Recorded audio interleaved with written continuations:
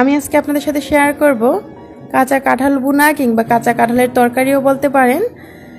ভীষণ মজার হয় এই কাঁচা কাঁঠালের রেসিপিটি।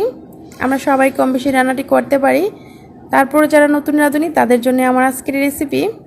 চলুন দেখে নিই এই কাঁচা কাঁঠালের তরকারিটা রান্না করতে কী কী লাগছে পুরো প্রস্তুত প্রণালী।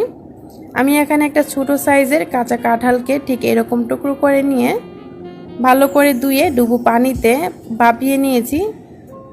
সিদ্ধ করা যাবে না, ডুবো পানি দেওয়ার পর চুলায় বসিয়ে যখন বলক চলে এসেছে তখন নামিয়ে এরকম একটা ছাঁকনিতে ছেঁকে নিয়েছি।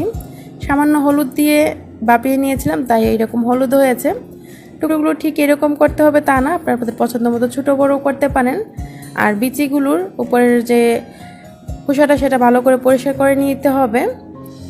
তারপর আমি চুলায় একটা হাঁড়ি বসিয়ে দিয়েছি আর দিয়ে দিলাম এখানে 5 টেবিল চামচ সরষের তেল। তারপর দিয়ে দিলাম এখানে 3টা তেজপাতা টুকরো করে, আর দিয়ে